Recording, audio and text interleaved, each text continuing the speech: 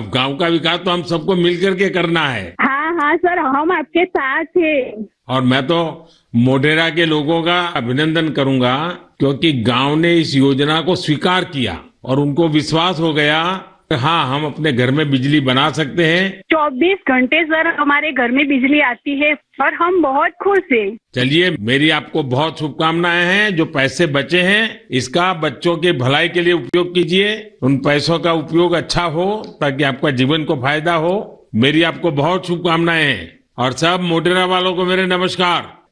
साथियों, वर्षा बहन और विपिन भाई ने जो बताया है वो पूरे देश के लिए, गांवों शहरों के लिए एक प्रेरणा है।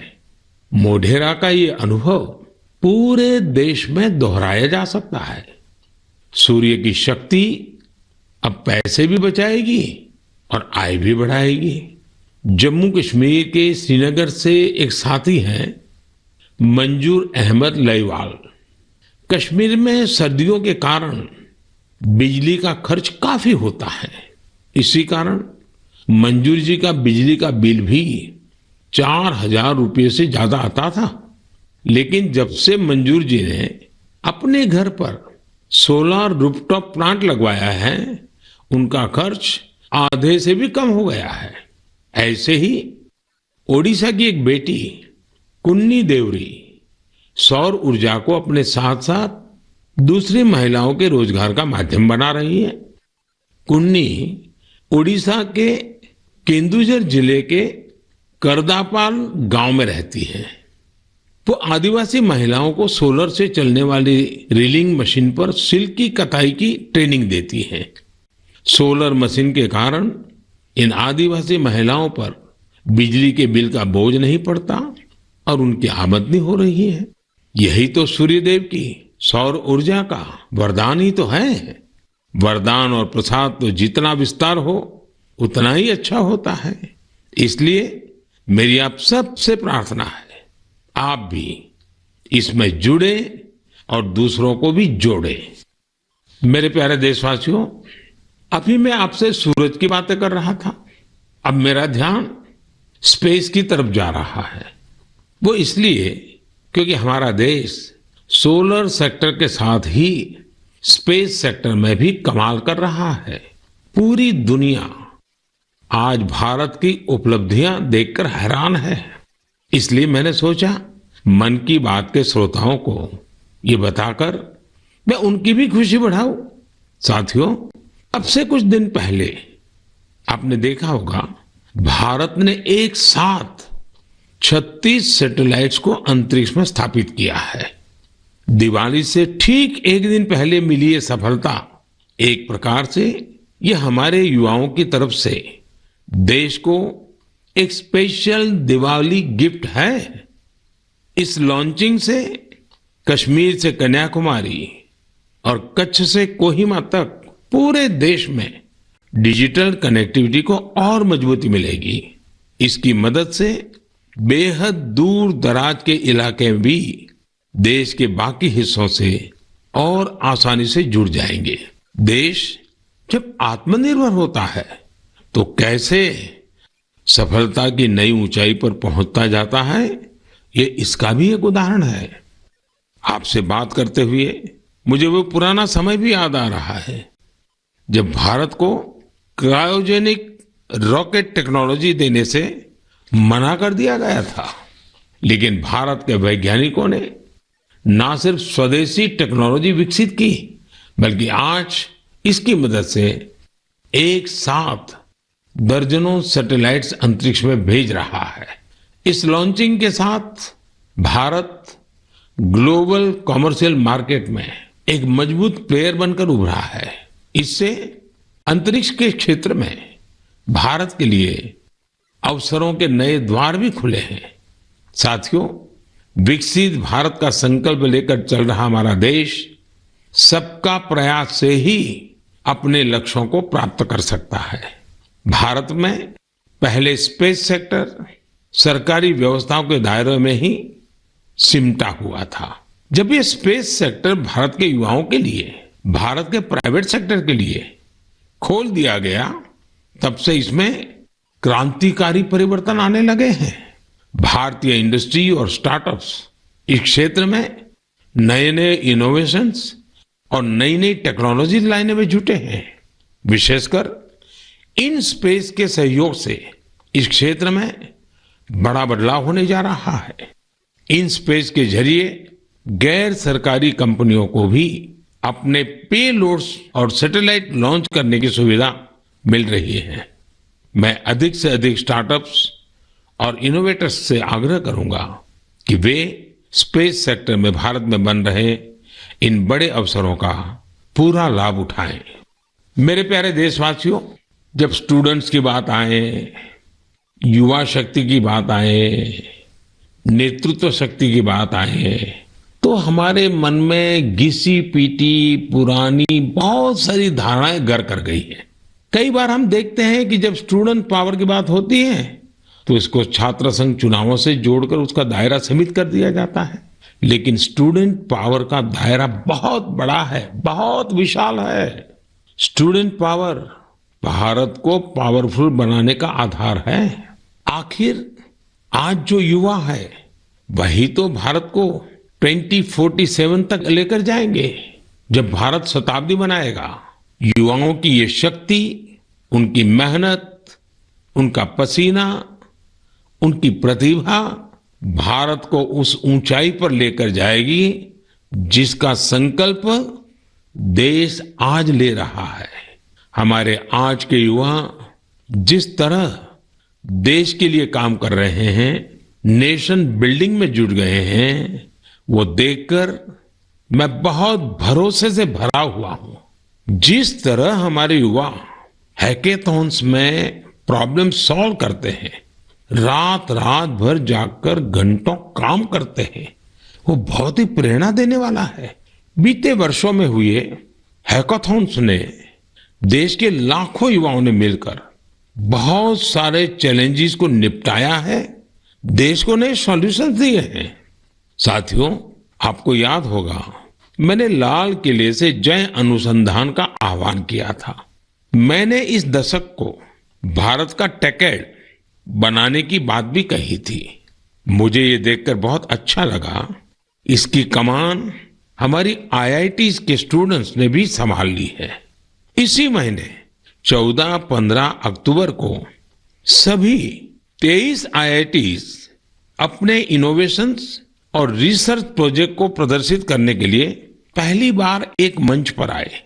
इस मेले में देश भर से चुनकर आए स्टूडेंट्स और रिसर्चर्स, उन्होंने 75 से अधिक बेहतरीन प्रोजेक्ट्स को प्रदर्शित किया। Health care, agriculture, robotics, semiconductors, 5G communications, ऐसी ढेर सारी थीम्स पर ये प्रोजेक्ट बनाए गए थे। वैसे तो ये सारे ही प्रोजेक्ट एक से बढ़कर एक थे, लेकिन मैं कुछ प्रोजेक्ट्स के बारे में आपका ध्यान आकर्षित करना चाहता हूं। जैसे आईआईटी भुवनेश्वर की एक टीम ने नवजात शिशुओं के लिए पोर्टेबल वेंटिलेटर विकसित किया है। यह बैटरी से चलता है और इसका उपयोग दूर दराज के क्षेत्रों में आसानी से किया जा सकता है। ये उन बच्चों का जीवन बचाने में बहुत मददगार साबित हो सकता है जिनका जन्म तय समय से पहले हो जाता है। इलेक्ट्रिक मोबिलिटी हो, ड्रोन टेक्नोलॉजी हो, 5G हो, हमारे बहुत सारे छात्र इनसे जुड़ी नई टेक्नोलॉजी विकसित करने में जुटे हैं। कई सारी आईआईटीज मिलकर एक बहुभाषक प्रोजेक्ट पर भी काम कर रही है, जो स्थानीय भाषाओं को सीखने के तरीके को आसान बनाता है। ये प्रोजेक्ट नई राष्ट्रीय शिक्षा नीति को, उन लक्ष्यों को प्राप्ति में भी बहुत मदद करेगा। आपको ये जानकर भी अच्छा लगेगा कि आईआईटी मद्रास और आईआईटी कानपुर ने भारत के स्वदेशी 5G टेस्ट बेड को तैयार करने में अग्रणी भूमिका निभाई है। निश्चित रूप से यह एक शानदार शुरुआत है। मुझे आशा है कि आने वाले समय में इस तरह के कई और प्रयास देखने को मिलेंगे। मुझे यह भी उम्मीद है कि आईआईटी से प्रेरणा लेकर दूसरे इंस्टीट्यूशंस भी अनुसंधान एवं विकास से जुड़ी अपनी एक्टिविटीज में तेजी लाएंगे। मेरे प्यारे देशवासियों, पर्यावरण के प्रति संवेदनशीलता हमारे समाज के कण कण में समाहित है और इसे हम अपने चारों ओर महसूस कर सकते हैं। देश में ऐसे लोगों की कमी नहीं जो पर्यावरण की रक्षा के लिए अपना जीवन खपा देते हैं। कर्नाटका के बेंगलुरु में रहने वाले सुरेश कुमार जी से भी हम बहुत कुछ सीख सकते हैं। उनमें प्रकृति और पर्यावरण की रक्षा के लिए गजब का जुनून है। 20 साल पहले उन्होंने शहर के सहकार नगर के एक जंगल को फिर से हरा भरा करने का बीड़ा उठाया था। ये काम मुश्किलों से भरा था, लेकिन 20 साल पहले लगाए गए वो पौधे आज 40-40 फीट ऊंचे विशालकाय पेड़ बन चुके हैं। अब इनकी सुंदरता हर किसी का मन मोह लेती है। इससे वहां रहने वाले लोगों को भी बड़े गर्व की अनुभूति होती है। सुरेश कुमार जी और एक अद्भुत काम भी करते हैं। उन्होंने कन्नड़ा भाषा और संस्कृति को बढ़ावा देने के लिए सहकार नगर में एक बस शेल्टर भी बनाया है। वो सैकड़ों लोगों को कन्नड़ा में लिखी ब्रास प्लेट्स भी भेंट कर चुके हैं। इकोलॉजी और कल्चर दोनों साथ साथ आगे बढ़े और फले फूले। सोचिए, ये कितनी बड़ी बात है। साथियों, आज इको फ्रेंडली लिविंग और इको फ्रेंडली प्रोडक्ट्स को लेकर लोगों में पहले से कहीं अधिक जागरूकता दिख रही है। मुझे तमिलनाडु के एक ऐसे ही दिलचस्प प्रयास के बारे में भी जानने का मौका मिला।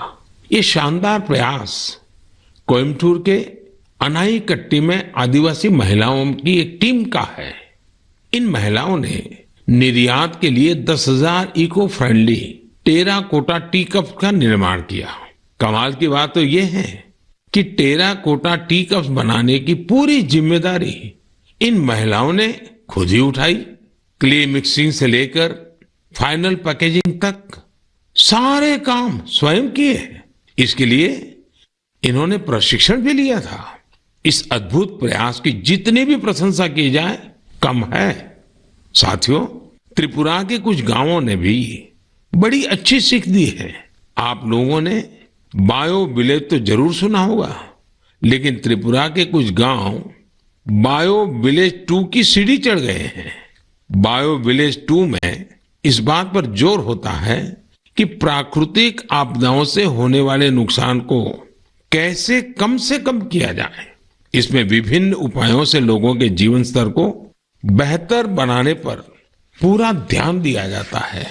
Solar energy, biogas, bee keeping और बायो फर्टिलाइजर, इन सब पर पूरा फोकस रहता है। कुल मिलाकर अगर देखें तो जलवायु परिवर्तन के खिलाफ अभियान को बायो विलेज 2 बहुत मजबूती देने वाला है। मैं देश के अलग अलग हिस्सों में पर्यावरण संरक्षण को लेकर बढ़ रहे उत्साह को देखकर बहुत ही खुश हूं।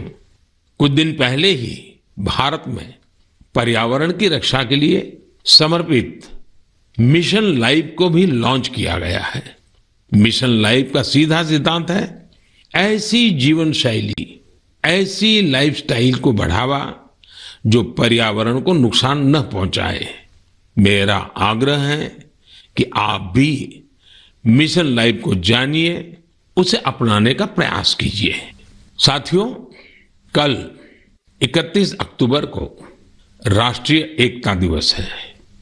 सरदार वल्लभ भाई पटेल जी की जन्म जयंती का पुण्य अवसर है।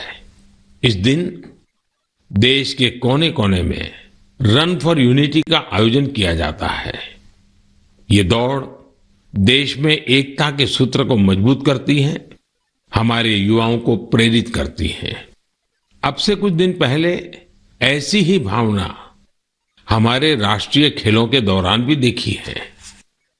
जुड़ेगा इंडिया तो जीतेगा इंडिया, इस थीम के साथ राष्ट्रीय खेलों ने जहां एकता का मजबूत संदेश दिया, वहीं भारत की खेल संस्कृति को भी बढ़ावा देने का काम किया है। आपको ये जानकर खुशी होगी कि यह भारत में राष्ट्रीय खेलों का अब तक का सबसे बड़ा आयोजन था। इसमें 36 खेलों को शामिल किया गया, जिसमें 7 नई और 2 स्वदेशी स्पर्धा योगासन और मलखंब भी शामिल रही। गोल्ड मेडल जीतने में सबसे आगे जो 3 टीमें रही वे हैं सर्विसेज की टीम, महाराष्ट्र और हरियाणा की टीम। इन खेलों में 6 नेशनल रिकॉर्ड्स और करीब करीब 60 नेशनल गेम्स रिकॉर्ड्स भी बने। मैं पदक जीतने वाले, नए रिकॉर्ड बनाने वाले, इस खेल प्रतियोगिता में हिस्सा लेने वाले सभी खिलाड़ियों को बहुत बहुत बधाई देता हूं। मैं इन खिलाड़ियों के सुनहरे भविष्य की कामना भी करता हूं। साथियों, मैं उन सभी लोगों की भी हृदय से प्रशंसा करना चाहता हूं जिन्होंने गुजरात में हुए राष्ट्रीय खेलों के सफल आयोजन में अपना योगदान दिया। आपने देखा है कि गुजरात में तो राष्ट्रीय खेल नवरात्रि के दौरान हुए। इन खेलों के आयोजन से पहले एक बार तो मेरे मन में भी आया कि इस समय तो पूरा गुजरात इन उत्सवों में जुटा होता है, तो लोग इन खेलों का आनंद कैसे ले पाएंगे। इतनी बड़ी व्यवस्था और दूसरी तरफ नवरात्रि के गरबा वगैरह का इंतजाम, ये सारे काम गुजरात एक साथ कैसे कर लेगा। लेकिन गुजरात के लोगों ने अपने आतिथ्य सत्कार से सभी मेहमानों को खुश कर दिया। अहमदाबाद में नेशनल गेम्स के दौरान जिस तरह कला, खेल और संस्कृति का संगम हुआ, वह उल्लास से भर देने वाला था। खिलाड़ी भी दिन में जहां खेल में हिस्सा लेते थे, वही शाम को वे गरबा और डांडिया के रंग में डूब जाते थे। उन्होंने गुजराती खाना और नवरात्रि की तस्वीरें भी सोशल मीडिया पर खूब शेयर की। ये देखना हम सभी के लिए बहुत ही आनंददायक था। आखिरकार इस तरह के खेलों से भारत की विविध संस्कृतियों के बारे में भी पता चलता है। ये एक भारत श्रेष्ठ भारत की भावना को भी उतना ही मजबूत करते हैं।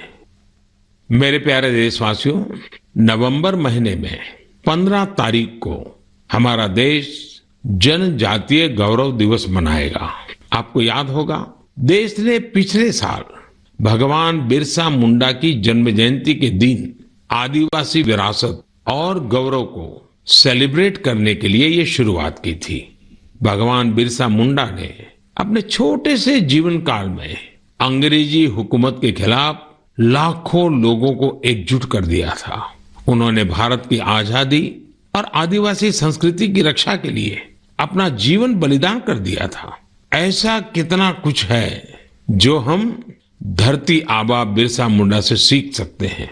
साथियों, जब धरती आबा बिरसा मुंडा की बात आती है, छोटे से उनके जीवन काल की तरफ नजर करते हैं, आज भी हम उसमें से बहुत कुछ सीख सकते हैं। और धरती आबा ने तो कहा था, ये धरती हमारी है, हम इसके रक्षक हैं।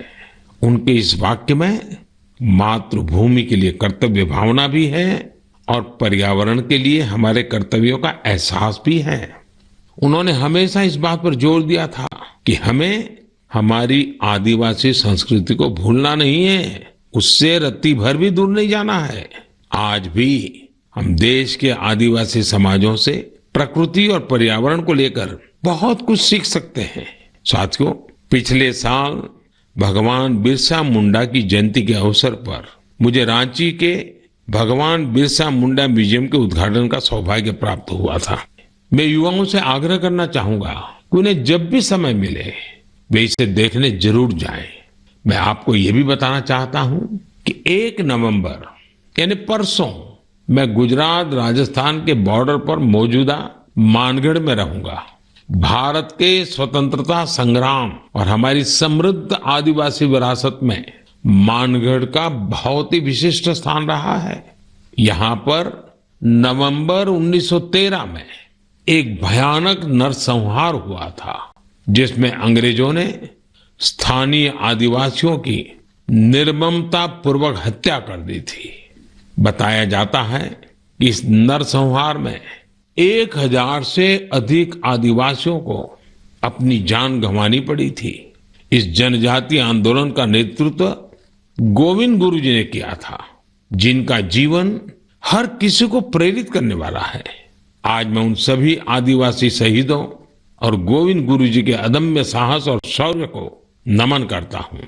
हम इस अमृत काल में भगवान बिरसा मुंडा, गोविंद गुरु और अन्य स्वतंत्र सेनानियों के आदर्शों का जितनी निष्ठा से पालन करेंगे, हमारा देश उतनी ही ऊंचाइयों को छुएगा।